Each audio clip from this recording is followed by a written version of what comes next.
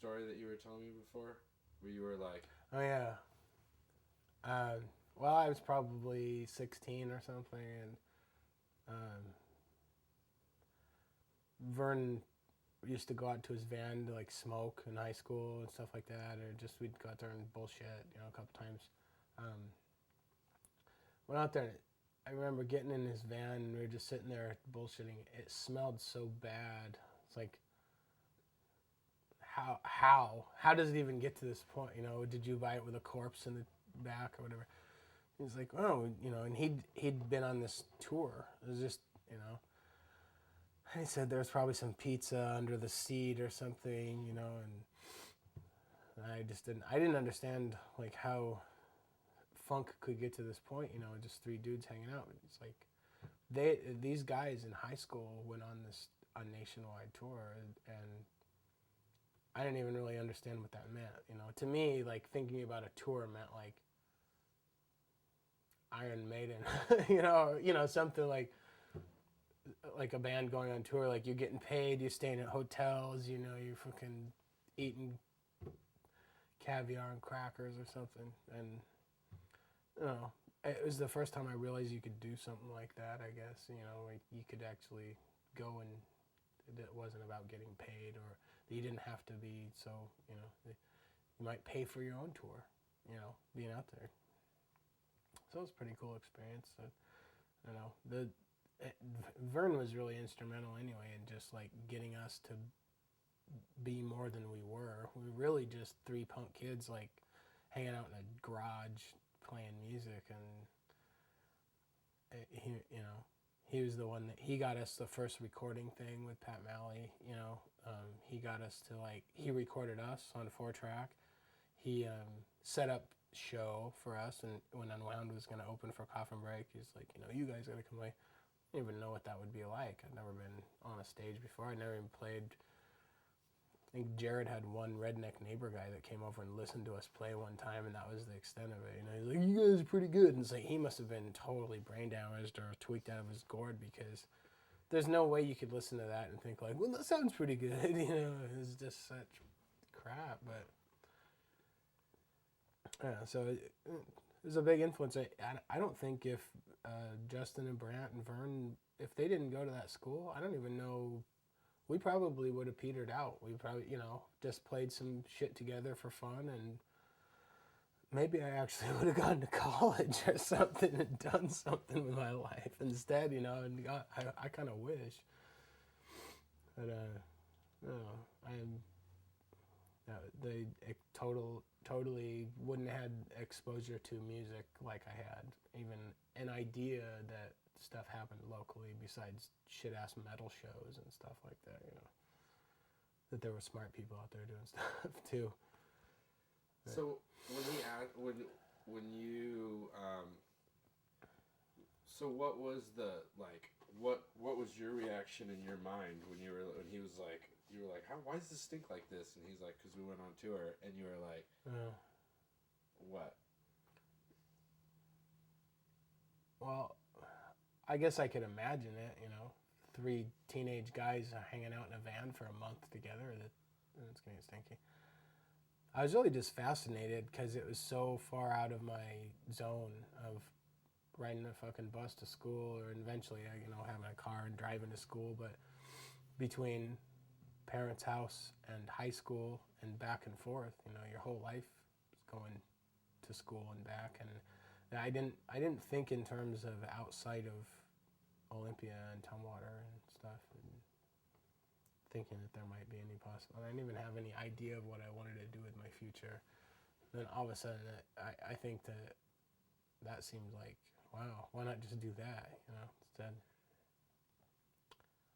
it's a very slacker way of thinking. Like, well, I could do this at least for a hobby, or I could call it art and do it. Becomes a passion, eventually. Hey, everybody, I have a question for you. Everybody's always saying that your guys' first show was the Coffin Break show. Yeah. But wasn't your first show with at Bert Bergen's parents' house? Oh. because I got like Yeah. 5 photos of it. Yeah, I guess, I'm thinking about like a flyer and people paying, But yeah, I think we played, that was like, we didn't have songs, I don't think. We probably had like 3 or 4 songs. But yeah, it was like a little party they had to get together. I think it was just people from our high school. Bert and Beth.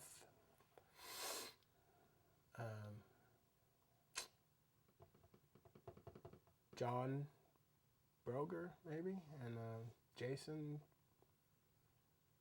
Scott, and Jared, me, Cammy, I think. Bunch of kids back then. But, it was probably a living room full of people, really small, just for fun.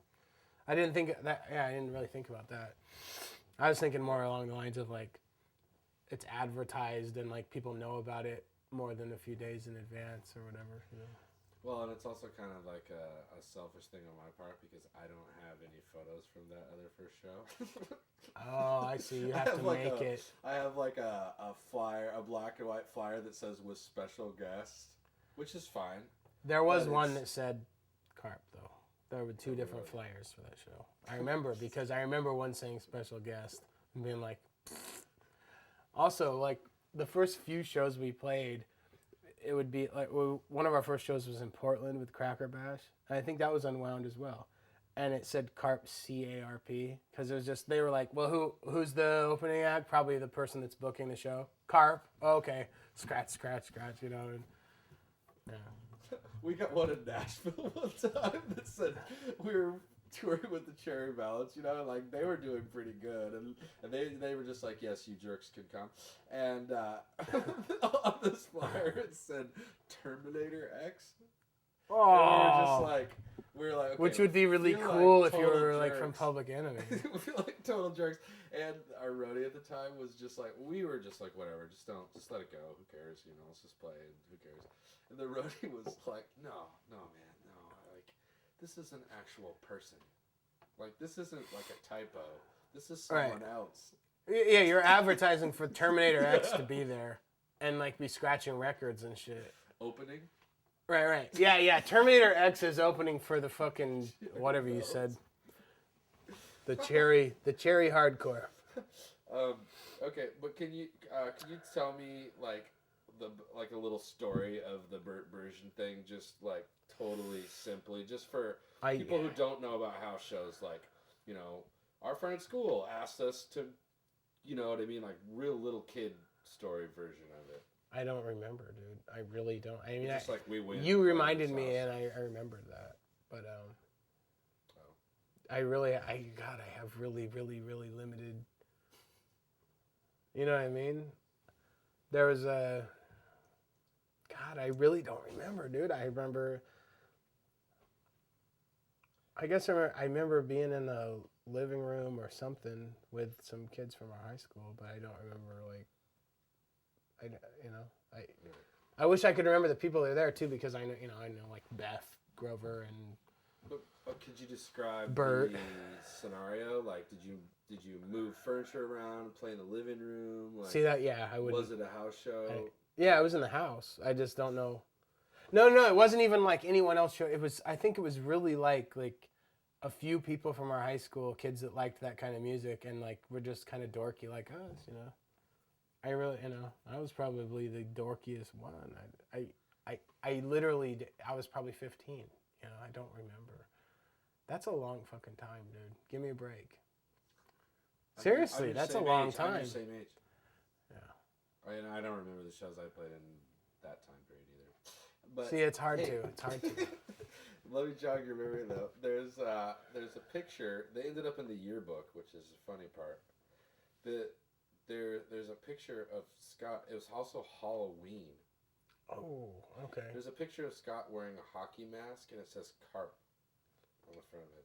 No. Okay. No idea. I remember the picture, but I don't remember him wearing it and being there or anything like that.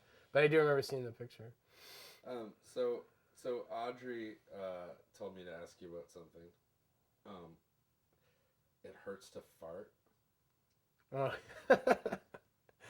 Yeah. Jared and Adam Shea and I were driving around. I don't even know what we were doing. No, why would we have been driving? We were on Pacific Avenue, and the local music shop, Music 6000, which is like you go in and like you're like, ooh, how's this? What's this amp like? How's the tone on this amp? And some dude comes over, that plugs it in and goes like, it's killer, bro, and like plays like on a Sunburst, like $1,000 guitar goes. Like, yeah, it sounds great. Let me try it out myself. But it was just one of those places like where like everything's a little overpriced. They give you like shit money for your equipment. They charge you way more like for their equipment and a lot of like crappy stuff. Anyway, but it's the place where you could get music shit. Gotta buy strings. Gotta buy microphones.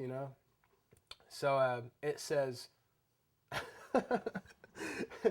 We just drove by it, and I just caught a picture of the fucking billboard in my mind, like as we drove by, and the immediate thing I thought, I didn't even care what it said on the billboard. I just knew that I wanted to fuck it up and use the letters that were possible or whatever. It was like, it said something like acoustic guitars starting at, and starting was the word starting was a big thing because I knew we could get fart out of that, right?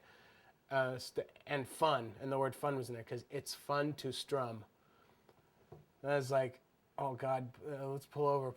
And I was like, dude, if we rearrange these words, we could make it like, it hurts to fart on the sign. So I don't remember if like I stayed watch or whatever. I remember Jared went over and was shuffling them around.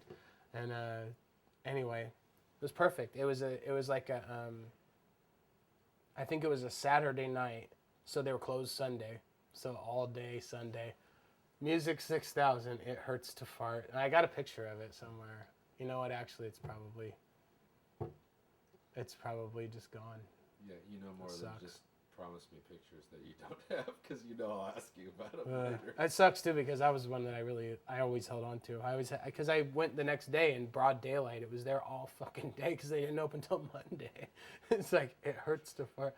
I mean, it's really juvenile and it's dumb, but it's Lacey, and there's several cars that go by. I know it's a small town. Yeah. It gave us enough fucking fun, and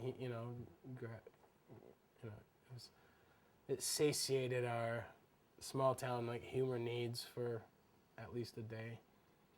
And bragging rights. Got the picture, the photo. Check it out.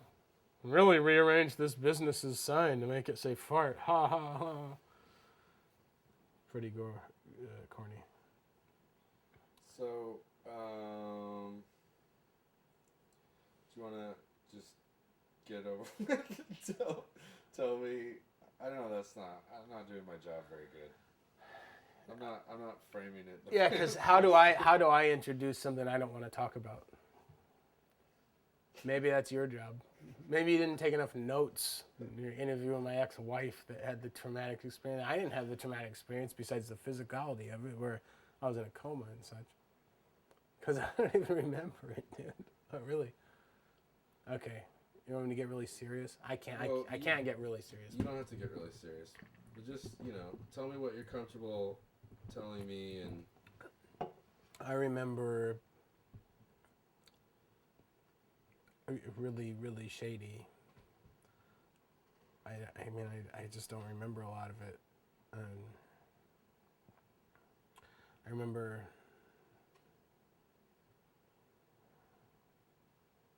I thought I locked the door, so we're fighting, and she left, or I pushed her out or something. I don't remember. See, I don't really remember that. I locked the door. I thought I had. Apparently I didn't, because she didn't have a key. She came back in. But I guess I got a tie and tied it around my neck, put it around the beam in the apartment, and got a little stool, and then I gave a little hop. And I mean, not enough to break my neck, obviously, because that didn't work. But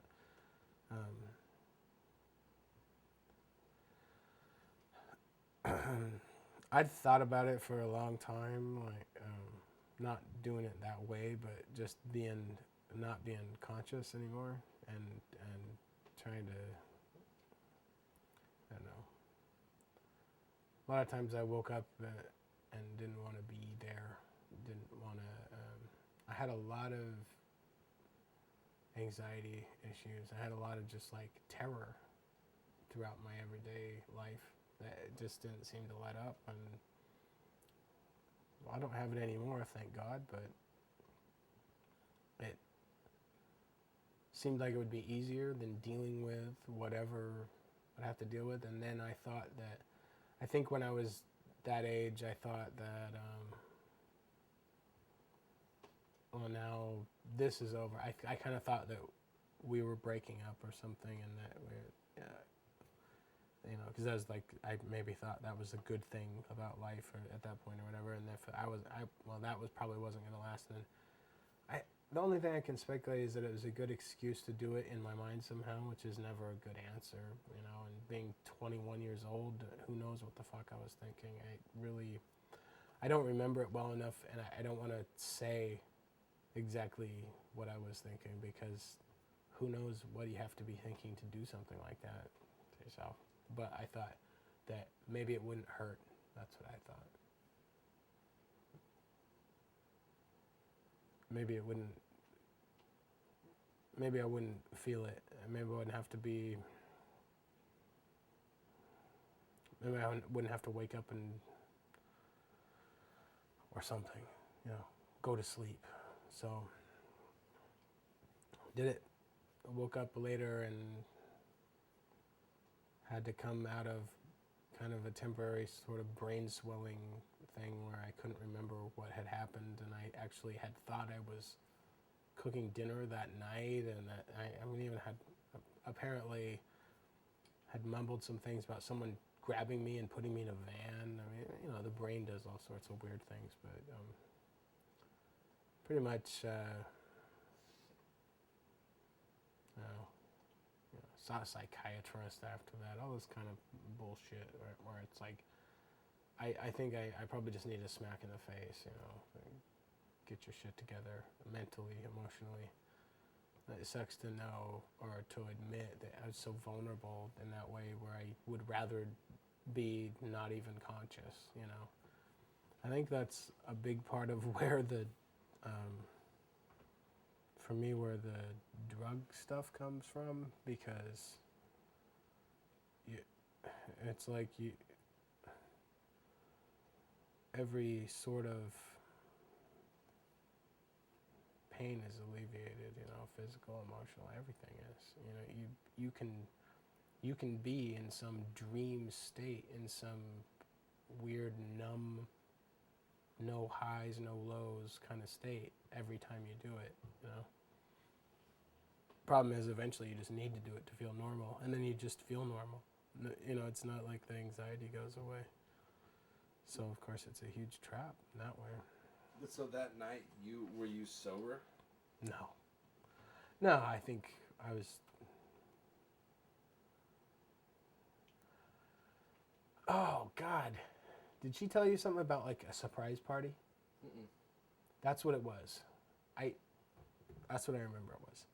My birthday was coming up in, like, 2 days, and I was going to be 22, and I said something like... And I was drunk. I said something like, yeah, I'd done that, too. Am I supposed to say for the documentary? Yeah, I had been shooting up. Yeah. Okay, yeah. Look, I've been drinking for hours, shot a load of dope, and came home. Beyond that, whatever kind of like stupid situation my brain was in, we were laying in bed, I think, or anyway, at least sitting there next to each other talking about, my birthday was coming up, big deal, but I don't know how I picked up on it in my mind, but I was like, I really, really want to emphasize again, I don't want a surprise party. Like, we could have some friends over and do something. And then she got, I feel like I remember her like getting kind of pissed, like, and then I just knew right away that she had planned some kind of a party or something. I didn't know about. Well, and I had just like low fucking self-esteem, whatever the high school counselors call it, But it was like, I don't want the attention on me or some kind of shit, where I had to I lashed out. We started arguing about it anyway. She got angry, I got more angry, and that's what led up. I think that's what led up to it. It was about my birthday, But on top of that, I think it was like, it must have just been some excuse for me to, whatever it was that put me over the edge. I just felt like, well, here's a chance where I feel I have enough, I don't want to say courage, but I had enough motivation to do it, or ambition, whatever it was. I mean, because I'd thought about it a lot of times, and I tried it one more time since then, chemically, and then that didn't work either. I think maybe I'm invincible. Maybe I can't die. Let me try. Let me see. Give me something. But I mean, I know that playing music wasn't, isn't everything, but probably at that time it was most things. It's what I like to do, for sure. Right, but I mean, did you have any thoughts about that? About because I know that you seem fairly unconflicted in your love for those guys and for doing that. So where was that? And for her too, really, especially for her. I know less about that, but you know right. what I mean. I believe you. Well, yeah, for my friends and my, for her, I felt really attached to them. I mean, that was the part of my life that made it worth living. That's what sucked to wake up and realize that I'd done something to them rather than to myself. I mean, I was so young and naive. I really thought that, and I had such low fucking self-worth, I guess. I thought that it might even, that I didn't even realize it'd be such a big deal to other people. And that, see, once you're dead, you don't have to realize the consequences of something done like that. But if you live, you have to see how it hurt people. And I didn't know it would like that. It really, really hurt them. Really worried them. And I didn't know how many friends I had until then. It sucks to find out like that, or to realize it like that, and to not be mature enough to know that you had such love around you and so many friends and stuff like that. Sucks. I wish I still had them, I don't. None of them. That's not true. You're still maybe making new contacts with old friends, aren't you? You just told me about one. Justin Johnson. Here's me trying to be like... Yeah, thanks for the looking up. Sunshine. You mean the time when I just told you that I was supposed to hang out with an old friend and we never actually hooked up and these, yeah. Well, it's been a long time, but you made a reconnection. It's true. We have emailed. Look on the bright side. Ryan Suter and I have... The ice house is half full. I don't know. I feel like I'm a pessimist beer. All right. More questions. Right. So, are you going to be able to string some of that together, though, and get something out of it? I mean, you're very well spoken. Really? I feel sloppy as hell, dude. I got to be honest with you, man. I got to be really honest. You're very poetic. And really? I think that, I know it feels like we're talking about this like forever and ever, but this is the last probably time we'll probably talk about it. And the thing I just want you to know is that I want to tell a whole story. So there's there's just parts of it. Okay. Do you know what I'm saying? Right. That's fine.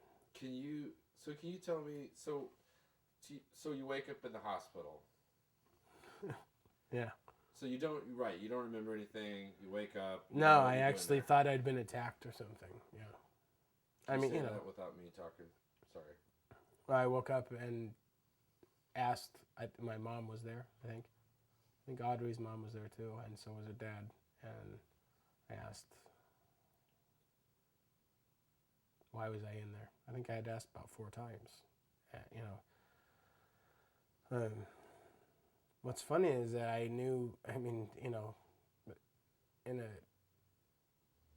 rational state of mind, well, not rational, but if I hadn't just done that and been waking up from a coma, I would have known that I was capable of that I would have done something like that. But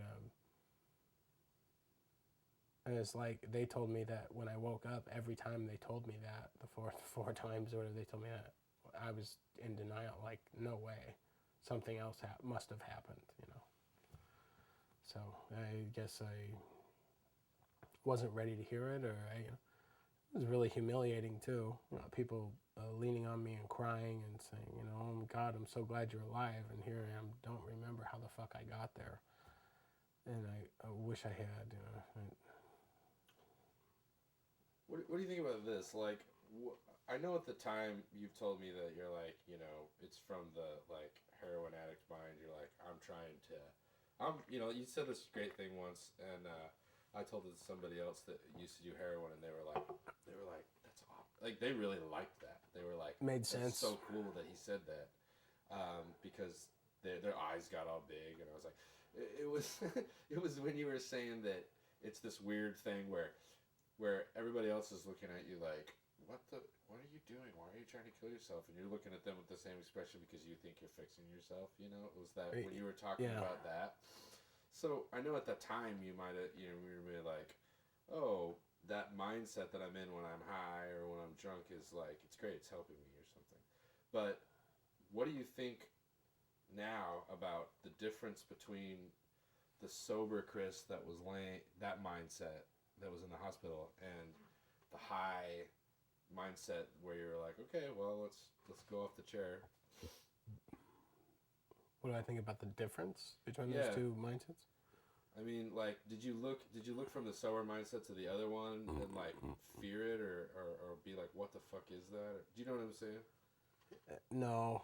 You know what I did is I looked at I think any effort I made to like try to regain some kind of like sense, some appearance of like composure or sense was for other people, because it really, what worried me the most was freaking other people out. I know that sounds like hard to believe if you hang yourself in front of somebody, or, you know, or are allowed to be found in this state or die on purpose, you know, with people around you that love you. But I did it for other people. I didn't do it just because I was like, I woke up and was like, I want to live. I've got a new lease on life. I made it, and this is a sign. It was like, look how bummed out everyone was, you know, and fuck, I didn't want to disappoint them so badly. I don't want to hurt anyone, you know. I really tried to get my shit together so hard, and inside, I always had this thing where I didn't even care. I don't even know why. I don't know what kind of stupid brain malfunction or something in your mind that you have to not care about yourself, but to care about what other people are seeing, you know, or feeling, you know. I didn't want to disappoint anyone and just keep fucking up, so I keep trying, you know. You don't think it was exacerbated by the drugs? That mindset? I mean, you're saying, like, I don't know why that. Yeah, but I wasn't on drugs then. When I got straightened out and got out of the hospital, I wasn't on drugs. You know, I was clean. Wasn't even drinking. I did it for other people. I was doing the clean thing for other people. No, I mean the mindset that's like, well, this is it, I'm going to do it. Kill myself? Yeah, I mean, do you think you would have done that sober? Eventually, yeah. Yeah, or if not some kind of a suicide attempt thing or something, I would have eventually gotten deeper into dope or done something. I really I was on the edge in my mind. Is the stupid fucking brain thing, you know? Wish I could just dumb it down, you know, and be comfortable, and I know I wasn't. Yeah, just wasn't. Ugh. So a lot of people have told me that I'm a good cook. yeah, we can talk about that too. It's really funny that you say that because when I first got here, I was like, oh shit, he's cooking. I'd really like to film him cooking. And then I was like, he's gonna flip out if I ask him to film him cooking. And I was just you like, can film me making an omelet, dude, but it's not a big deal. But no one knows the secret ingredient: pickled garlic. Yeah, I'm a real gourmet. Look at this, scrambled eggs, chicka chicka chicka chicka chicka. Well, that's funny. Audrey always thought I was a great cook, though. So, you know, Jared too, though. I'd be like, Jared, I'm making some dinner. You want to come over? Oh yeah, nigga, here I'll come. Love that shit. Yeah, Sarah told me you were a good cook too. Really? Mm-hmm. Nice. Well, she said a really funny thing too. She was like, because I think she was talking about our Central House, and she was like, you know, in my mind he was a really really good cook, but when I think about it, we were so young and everyone was eating so shittily. Right. That, like, I can't say now that I'm thinking about it whether or not he was just not cooking a terrible cook. Right, yeah. I wasn't microwaving. A hot dog. I was the only person that was, like, crushing garlic and, like, frying something in olive oil, where it's like, wow, that's amazing. I never thought to do something besides boil a hot dog. Wow, what are you doing? What is that, McDonald's? Oh, no? Really? That's vegetables and rice? You are a genius. You should be on the Food Network. Amazing. No, I got some chops though. Seriously, I do. I've developed them over the years, you know. And it's gotten better since I was 20 years old with Sarah, and we're fucking hitting. I put a little sesame oil on something that tastes like something from the Far East. So, how do you feel about cooking, Chris? I feel like it's delicious. So, how did you get to be such a good cook? Well, I wouldn't say I'm a good cook, but I say I like to experiment. You know, I don't know. I can smell certain things, and you just see the way things react in the pan. You know, you want to put certain things together. It's like, you know, blue and red makes purple. How does that taste? You know what I mean? Really, it's more complex than that, but it's kind of like that, I guess. You think about it as like, you know, well, one time I put these seeds in this hot oil and made this one smell, you know. Then I put chicken on top of it. Oh my God, amazing. You know, kind of like that. Just real easy. Wine. Just dump. I dare you to like cook meat in a pan and dump wine over it and have it not be delicious. You know, you can't fuck up a lot of things, but if you you know, there are people that are totally all thumbs at it, of course. You know, like, I'd rather order a pizza. I wouldn't. I'd rather just, you know, make it up. Maybe I should do that. Maybe I should get into cooking. That's something to look at. I could be a fry cook. You see me make an omelet. I know I broke it, but it had some cheese and sausage and shit in there, and that's kind of good, right? So, are you a recipe kind of guy? No. You're a fire at will kind of guy? Recipe as far as, like, you know, basic shit, you know, like, I know that I want cumin seeds, garlic, you know, chickpeas in this order or whatever, you know, when to add things, but it ain't a quarter cup of chopped onions. I don't even know how do you do that, you know? So, no recipes. Fire at will. What kind of stuff do you like to cook? I like, you know what, really, right now I'm into, like, traditional, like, that's next door over here. Oh, okay. I'm into, like, traditional American shit, like, or, you know, English, like, really, really stuff that should be kind of bland, but kind of to kick it up a little bit, like, old school, like, long cooked cheap pieces of meat with, like, potatoes or a nice, like, kind of a stringy vegetable or something, you know.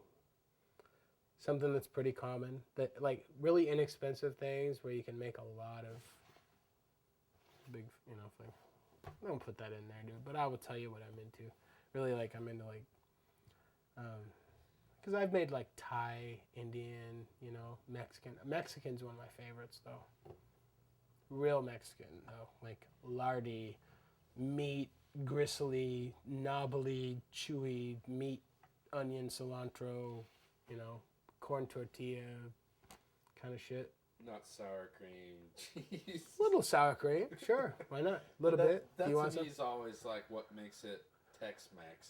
Right, is yeah. Dumping cheese and sour cream on it. Right, yeah. I'm talking about like stewed savory meats and guts. You know, my favorite thing to do right now as far as like eating out and getting ideas for flavors is going to the taco truck and just getting like, I've been eating fucking tongue and stomach and, you know, whatever kind of chewy, knobbly cheap bits you can get, and you can see what they can do with the things that we throw away.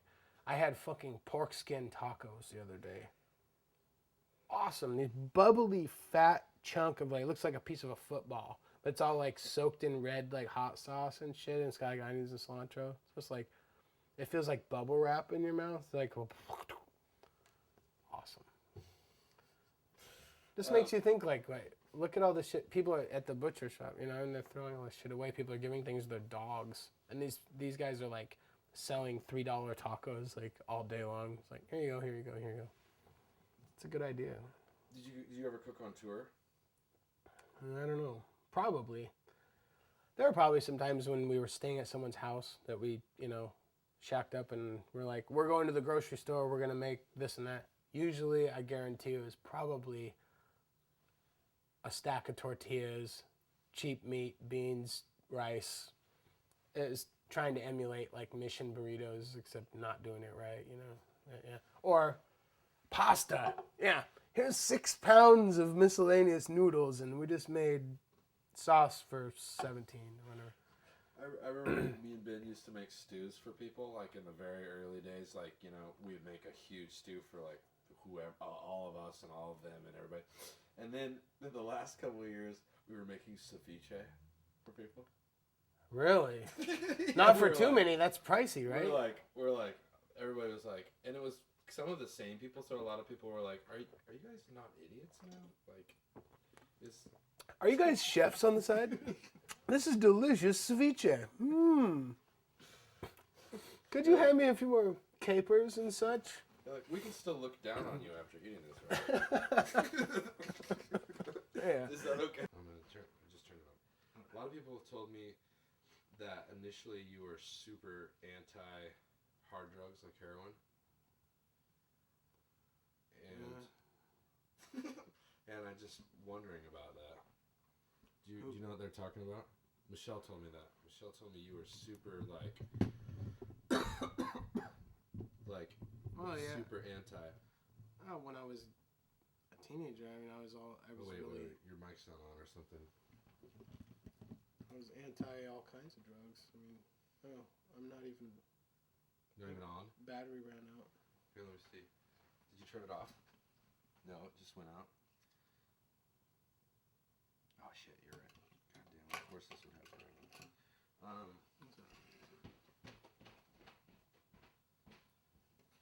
I just think that's a kind of an interesting. Well, aren't a lot of people when they're that age? I've heard about a lot of people that were in straight edge bands that end up being junkies and alcoholics. Yeah, and but stuff. I'm trying to make this so that you don't have to have prior information about bands and what happens to people, so that people can understand this. Well, the reason I was not into it is because my dad. Right.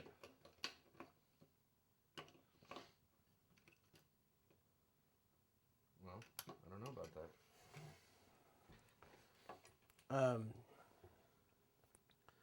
Here, say something. Something? Yeah, you're good. When I was growing up, all I knew about my dad was that he's a drug addict, right? You know, or you know the stories I heard. So I had a lot of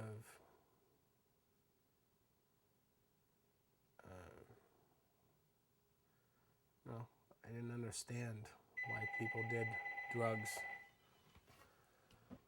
Okay, hold on a sec though, because I want to make sure that this is. It takes a couple. Blah, blah, blah, blah. Dong dong Okay, dong. All right, My perception of drugs in any sense, even I guess even pot when I was a teenager was well, I had a really closed mind to it. I was really opposed to it because of the way my dad the way I saw my dad using them, and then knew what he had done. He actually got involved with injecting drugs when I was young and attempted suicide himself. He got in an argument with his girlfriend at the time. They were downtown sitting in a car together. I think he got out his pocket knife and dragged it across his throat and slit his throat open. So when I was about, I don't know, 11 or 12 years old, I visited him down in the psych ward, and he had a big bandage on his throat. It's kind of funny how life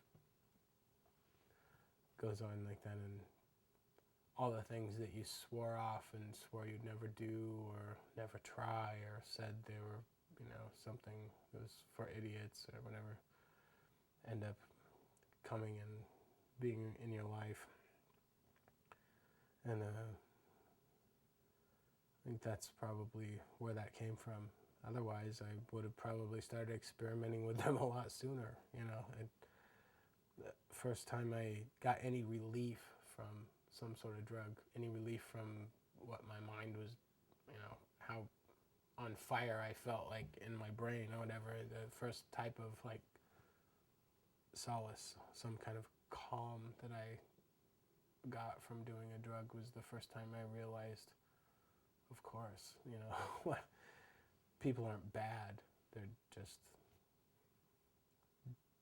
putting the fire out or doing something else, or cowering out, maybe chickening out, maybe that's the way to look at it too, It's definitely the weak way out, like death, that is the easy way out.